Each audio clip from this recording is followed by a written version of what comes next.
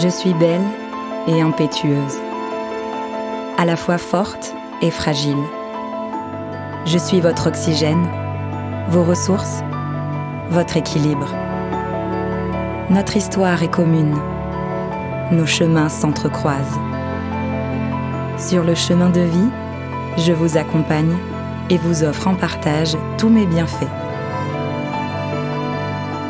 Conscient de ma richesse et de ma diversité, des hommes et des femmes œuvrent au quotidien pour me protéger, me comprendre, me sauvegarder, en s'impliquant dans leur mission. Comme une urgence pour les générations futures, ils s'engagent avec enthousiasme pour préserver ce que nous sommes, la nature et les espaces naturels de France.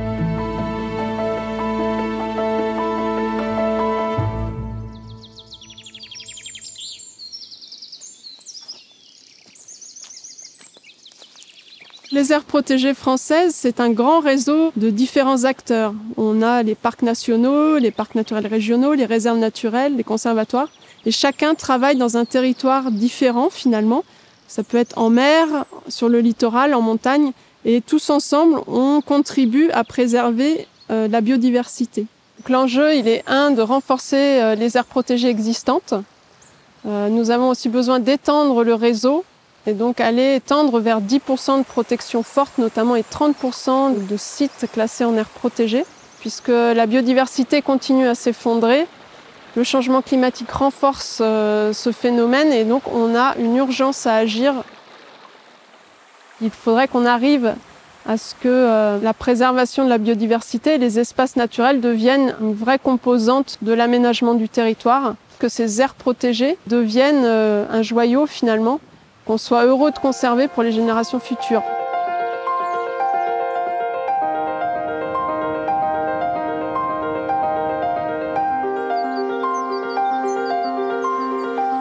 Riche d'un patrimoine naturel remarquable, la France œuvre depuis des décennies pour enrayer le déclin d'une nature dont les hommes ont absolument besoin.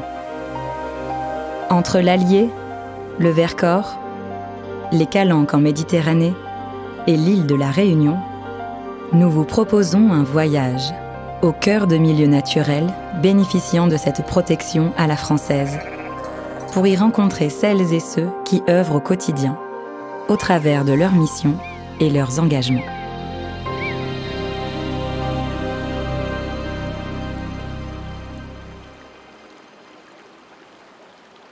Elle est libre, l'Allier, libre de faire ses méandres et de serpenter dans son lit trop étroit, libre de modifier sa courbe ou d'en faire naître d'autres à sa guise. L'impétueux cours d'eau est l'une des dernières rivières sauvages d'Europe de l'Ouest, sinuant sur 425 km avant de se jeter dans la Loire au bec d'Allier. Au milieu d'un paysage sculpté de ripisylves, de bocages, de forêts et d'étangs, coule une rivière, très active, imprévisible et d'une grande richesse écologique. Nous avons la chance sur notre territoire d'avoir la partie la plus mobile de la rivière Allier, donc avec une dynamique fluviale extrêmement importante, qui passe sur le domaine public fluvial qui a été en grande partie classé en réserve naturelle. Donc c'est un outil de protection fort qui a permis de faire reconnaître toutes les richesses sur ce secteur. Sur le Val d'Allier, on a la particularité d'avoir une vaste nappe alluviale dans laquelle on puise de l'eau potable pour les 2/3 des habitants du département. Donc il est extrêmement important de veiller à préserver la nature qui se trouve au sol, mais également cette ressource en eau extrêmement précieuse sous nos pieds. Sur le département de l'Allier, on a 26 hectares qui sont érodés tous les ans par la rivière Allier, donc dans ce processus de mobilité de son cours. Mais cette érosion donc, va toucher aussi des parcelles agricoles privées. Et donc le Conservatoire d'espaces naturels a une mission d'acquisition de terrain sur des parcelles qui peuvent être touchées par l'érosion, soit actuellement, soit dans 20 ou 50 ans. Donc on essaye d'anticiper d'éventuels soucis. Et au fil du temps, depuis la fin des années 90, on a acheté près de 250 hectares, donc 2 parcelles agricoles, sur lesquelles on va essayer de maintenir du pâturage. L'intérêt d'avoir du pâturage au plus près de la rivière, c'est qu'on a un espace tampon qui est bénéfique pour la biodiversité, mais également pour la ressource en eau.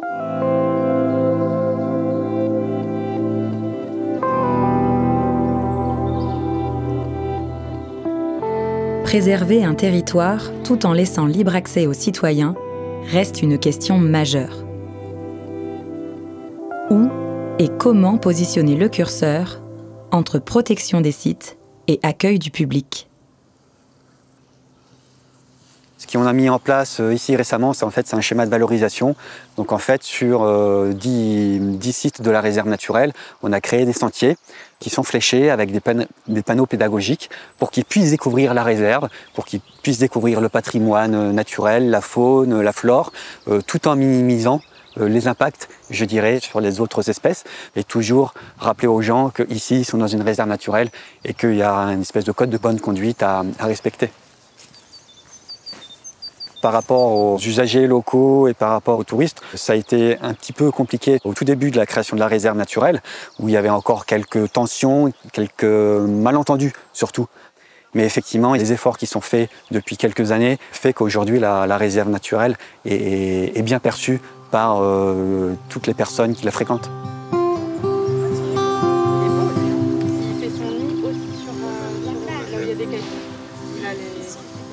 En menant des actions pour préserver la biodiversité, on va pouvoir préserver également tout un tas de services rendus à l'humanité et au territoire. Donc il faut pouvoir garder ce trésor que l'on a, et puis au-delà du côté fonctionnel de cette biodiversité, c'est aussi la possibilité de s'émerveiller en allant se promener dans la nature, et ça c'est très important, y compris pour notre bien-être à tous.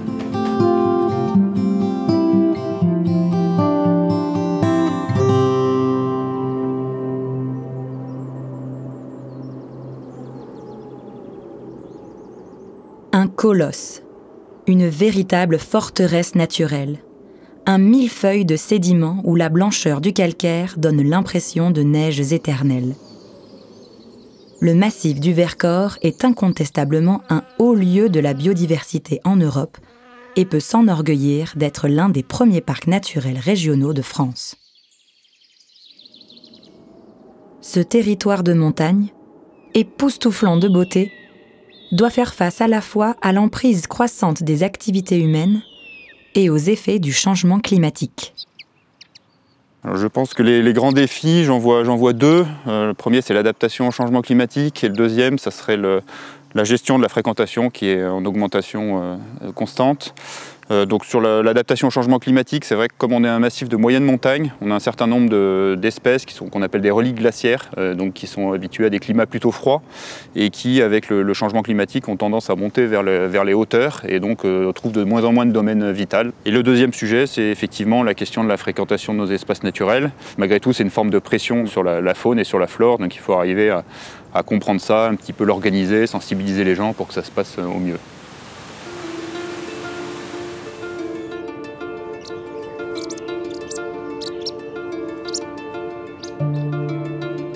Par exemple, la réserve naturelle des hauts plateaux du Vercors, c'est le plus grand espace d'un seul tenant, sans route et sans habitation permanente de France métropolitaine.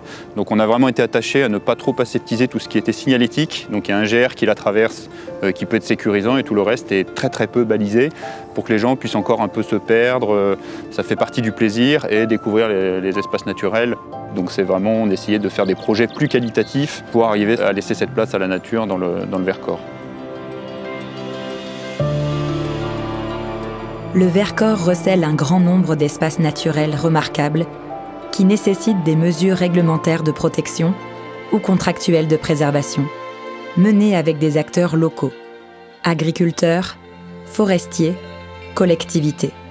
Des dispositifs indispensables pour conserver ces milieux et ces espèces, grâce à l'engagement des acteurs socio-économiques et des élus. Ça peut paraître un peu le millefeuille de protection administratif, ces réserves nationales, Natura 2000, etc. En réalité, on a vraiment 3 niveaux, moi, que je distinguerais avec notre réserve intégrale. On a le PNR qui ancre les projets de conservation dans le territoire, auprès des élus, auprès des habitants. C'est vraiment leur job parce qu'il est à grande échelle. On a ensuite la réserve nationale qui surveille la réglementation d'un espace qui est quand même exceptionnel, 17 000 hectares là-haut. une étendue fascinante sans infrastructure, sans rien, qui agit et qui expérimente pour la conservation des espèces. Et puis au sein de celle-ci, on a notre réserve biologique intégrale qui fait que 2200 hectares, mais qui permet justement d'être un fabuleux miroir de la gestion courante des alpages et des forêts, et qui va se vouloir un référentiel absolu de naturalité, où on a un peu artificiellement sorti l'homme. Toutes ces dynamiques naturelles, une fois qu'on les comprend mieux, qu'on les observe, eh bien nous, on peut mieux gérer derrière, parce que c'est la base de notre métier.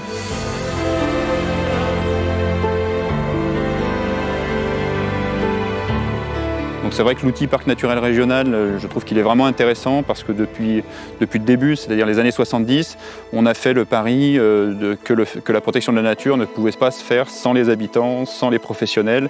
Et donc on a tout de suite été dans une logique de conciliation des usages, de médiation, de protection et de développement économique, et qui, je trouve aujourd'hui, a gardé toutes ses lettres de noblesse parce que finalement c'est un modèle qui est assez bien compris et qui malgré tout a fait ses preuves.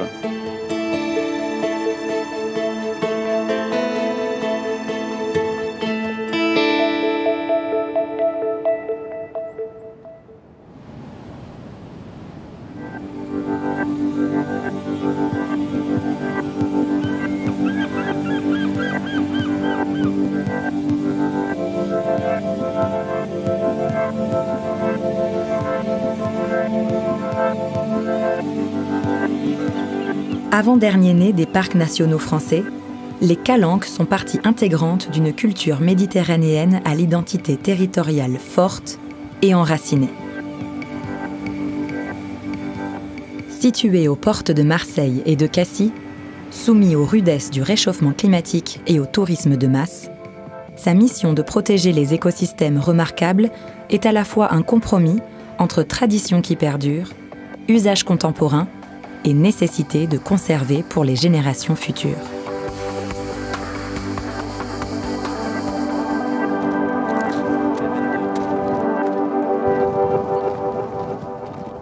On est sur le site qui, d'un point de vue botanique, est une des zones les plus riches au niveau flore du parc national des Calanques. Un site sur lequel les plantes, pour pousser, ont dû s'adapter au vent, Mistral très fort, avec une aridité très importante, un fort ensoleillement, très peu de précipitations, très peu de sol. Donc on a sur ce site-là des plantes qui ont dû se développer au ras du sol, qui ont dû s'adapter à ces conditions, et uniquement ces plantes-là. Ce qui fait qu'on trouve énormément d'espèces protégées qu'on retrouve nulle part ailleurs sur le massif.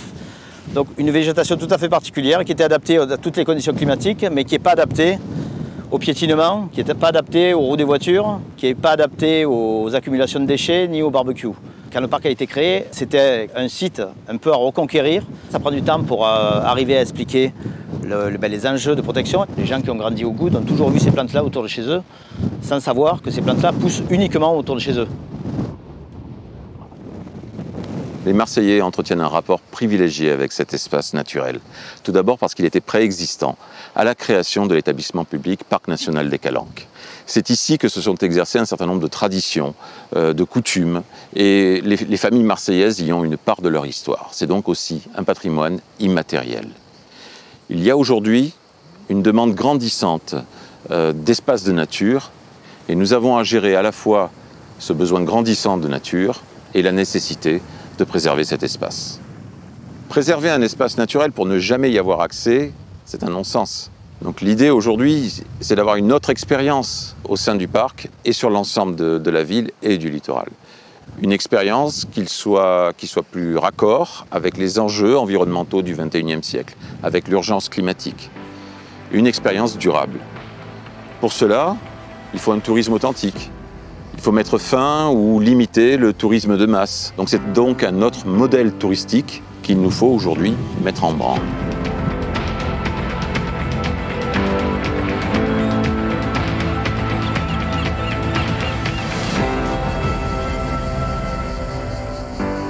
Sur un certain nombre de sites qui sont extrêmement fréquentés, nous sommes amenés à prendre différents types de mesures.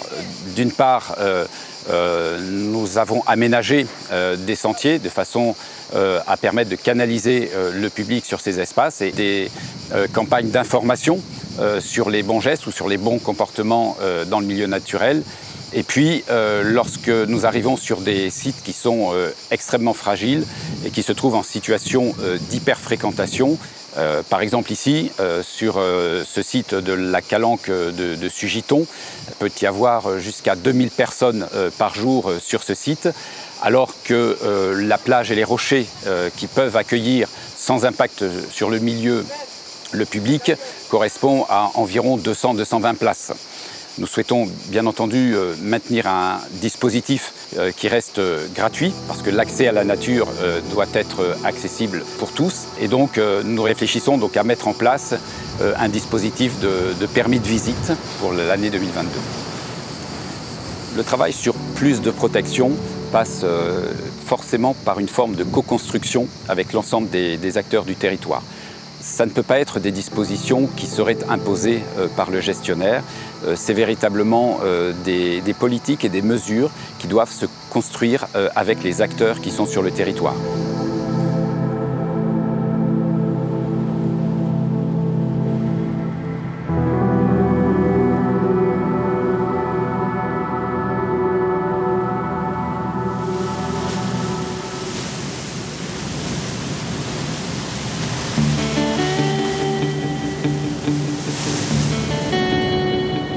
Outre les nombreux espaces naturels qui jalonnent la France métropolitaine, le patrimoine naturel des territoires d'outre-mer constitue quant à lui un incroyable vivier de biodiversité, notamment grâce à ses nombreuses aires marines. 10% des récifs coralliens et 20% des atolls de la planète sont localisés dans les eaux françaises. Consciente de ses richesses sous-marines et de son récif corallien habité de plus de 3600 espèces, animales et végétales, l'île de la Réunion possède depuis 2007 une réserve naturelle marine, s'étendant sur 3500 hectares pour assurer la protection de ses joyaux. La dégradation des récifs coralliens est multifactorielle. Donc vous allez avoir effectivement le changement climatique, comme le réchauffement des eaux qui va entraîner un blanchissement corallien. Et on a aussi les grandes marées basses. Et le corail, s'il est hors de l'eau trop longtemps, ça ne va pas lui plaire et il ne va pas pouvoir résister trop longtemps. Et la Réunion, le gros challenge que l'on a également, c'est comme on est une île volcanique, les récifs coralliens qui sont en aval, ils subissent toutes les pressions qu'il y a en amont sur la montagne. C'est-à-dire toutes les activités urbaines, toutes les activités agricoles et à moindre mesure les activités industrielles. Donc en fait, c'est toutes ces activités-là qu'il faut essayer de circonscrire, en tout cas d'accompagner pour qu'il y ait des changements de pratiques. Toutes les aires protégées, à partir du moment où vous allez mettre en place un outil fort de réglementation, vous allez contraindre les gens à changer leur comportement, leurs habitudes, leurs loisirs, leur culture. Et ça, forcément, ça va faire conflit. Et la difficulté, c'est de pouvoir trouver des consensus qui vont satisfaire tout le monde. Et ça aurait été extrêmement difficile de mettre en place une aire marine protégée en excluant toutes les activités. Donc il faut qu'on travaille avec les usagers. Donc on a plusieurs façons de le faire. Déjà on fait de la sensibilisation, on fait de l'éducation, on fait de la formation aussi des professionnels et on travaille aussi de plus en plus au plus près avec les professionnels du tourisme pour les accompagner à mettre en place justement des produits qui pourraient être le plus respectueux de l'environnement et à travers lesquels on pourrait faire véhiculer des messages de protection, de bonnes pratiques. Donc on essaye de montrer aussi au territoire que la réserve, c'est un outil de développement. Il y a une étude de l'IFRECOR qui a montré que les récifs coralliens de la Réunion rapportaient près de 49 millions d'euros par an au territoire, directement ou indirectement. Demain, s'il n'y a plus ces récifs coralliens en bonne santé, avec une biodiversité, avec des poissons, c'est tout un pan de l'économie qui disparaîtrait.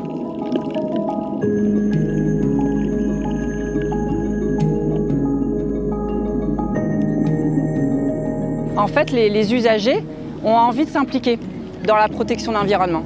Ils n'ont pas juste envie d'être informés ou juste sensibilisés. Ils ont envie de participer. Donc ils nous ont proposé par exemple ces choses qu'on pourrait mettre en place.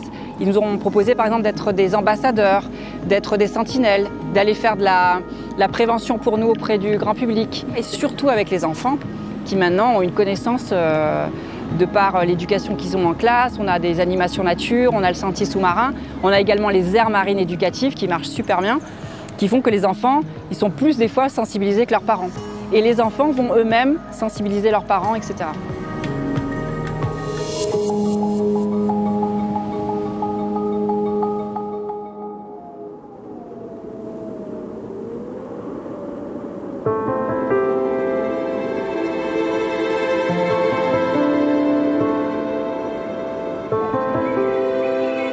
La France abrite une merveilleuse diversité d'écosystèmes qui nous donne une responsabilité particulière dans la mobilisation pour la préservation de notre environnement.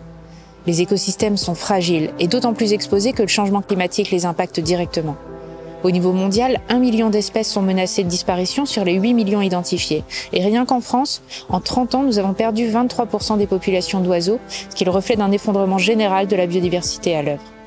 Chaque jour, partout en France, je rencontre, écoute, travaille avec des acteurs qui sont engagés pour la protection de la nature. Et si le constat est partagé, nous avons aujourd'hui besoin d'une feuille de route claire, d'un calendrier, d'objectifs et de moyens pour préserver le vivant.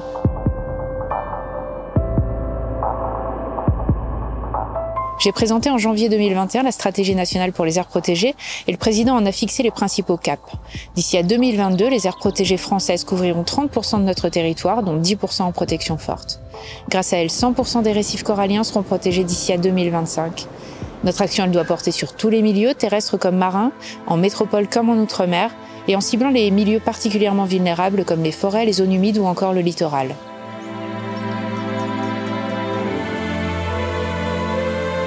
Pour cela, nous nous appuyons sur une diversité de niveaux de protection et de modes de gestion qui font la richesse aussi du modèle français. En multipliant les énergies et les synergies avec les associations, les collectivités, les établissements publics, la société civile, nous sommes tous concernés, donc tous acteurs. La stratégie Aires protégées, elle s'inscrit dans le cadre plus global de notre stratégie nationale biodiversité. Nous sommes en train de la réécrire pour les 10 prochaines années avec un souci de cohérence. La cohérence d'abord entre notre ambition et les moyens que nous accordons à la biodiversité, une cohérence entre nos différentes politiques publiques et puis une cohérence entre ce que nous portons au niveau international et ce que nous déployons au niveau national et local. C'est cette vision que la France porte à l'occasion du Congrès mondial de la nature à Marseille, une protection à la française qui ne met pas sous cloche mais qui réconcilie l'homme et son environnement dans un véritable projet de société.